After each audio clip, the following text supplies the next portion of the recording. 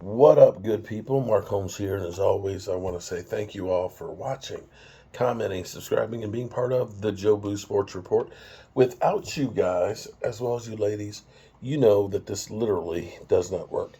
Yes, I got to get cleaned up. I've got paint all over me, all over me. It's from working and busting the hump today.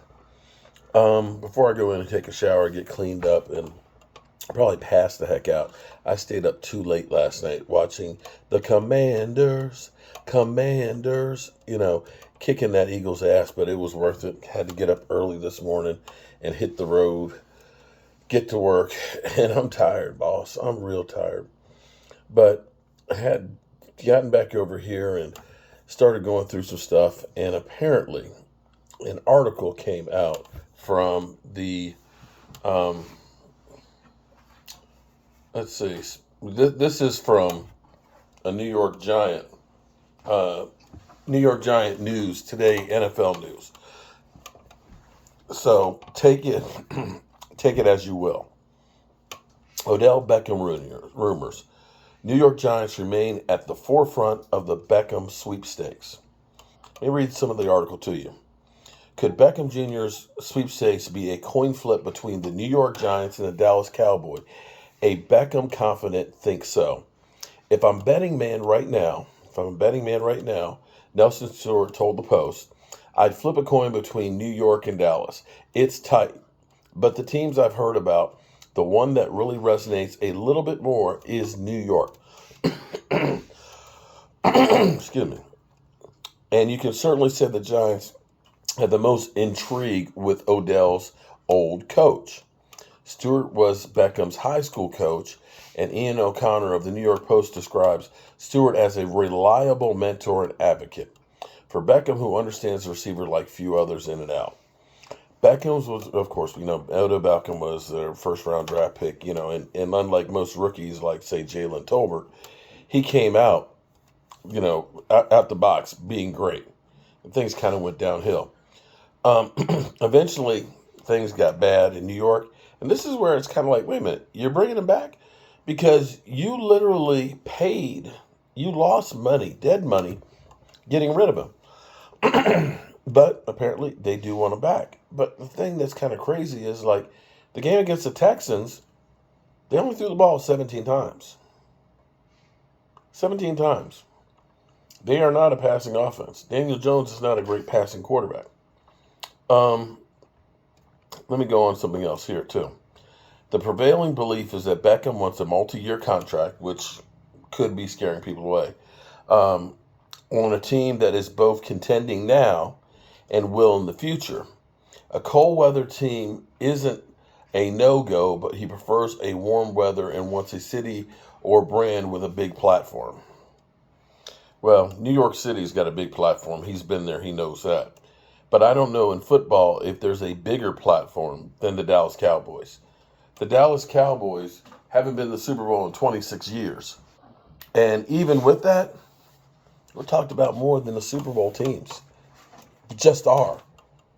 Win or lose, you're always talked about. So there's not a bigger platform than the Dallas Cowboys. But again, who knows? Who knows? We could be being used to get a better deal with somebody else, to make somebody else come off a little higher, and so on. Don't know. Jerry Jones has been talking about Odell, and the funny thing is Jerry's saying you don't expect a guy his talent to be out on the field. There's a reason. The reason is he's because he's injured. He's got his second ACL surgery on the same knee, and he's not ready to play yet. That's the reason why he's out there. He's got talent. And immediately he comes to the Cowboys, even with the bad wheel, he's got to be at least the number two, as far as receiving goes on the Cowboys, as far as talent right now. Michael Gallup, I love Michael Gallup, and I think Michael Gallup will be great down the road. But right now, you can see that he's still not fully recovered from the ACL, that he's not getting a lot of separation. He's playing a lot of plays now, but it's not translating into a whole lot of yards. But, what do I know? I'm a guy with a day job and a voodoo doll. So here we go. We thought we would be hearing about Odell possibly coming to the Cowboys sometime this week for them to kick the tires on and see, is there something there or not? We'll find out later on this week, I guess, if that is actually going to be the case or not. So anyway, I'm tired. I'm really tired. But at least I'm happy. Happy that the Eagles lost. Yay. That means there's hope. But we got shit we got to fix. We got a lot of shit that we need to fix. But I will say this much before I get out of here. I was having a conversation with Brother Ross. We talk quite often. And the thing is, we as Cowboy fans, we get bent out of shape. We're like, oh my God, we suck so bad. We literally go from the highest of highs to the lowest of the lows. 1 minute we're praising everybody and talking about how good they are and they should be a Pro Bowler. The next minute we're saying they should be fired. But you know what's crazy? The NFL. A lot of people have said the Buffalo Bills are the best team in football. Best team in football, right? They just lost to Minnesota, didn't they? Didn't they lose to the Jets and Miami?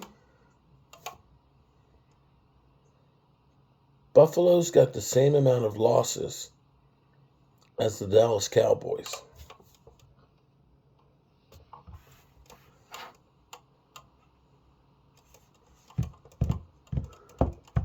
You follow me? Josh Allen. Oh, Josh Allen, man. That guy, Dak Prescott can't carry his jockstrap. But yet, the Cowboys and the Buffalo Bills have the same record. But here's the thing. The difference between a bad team and a great team is not much. It's not. When the Colts, before they hired Jeff Saturday, could beat Kansas City.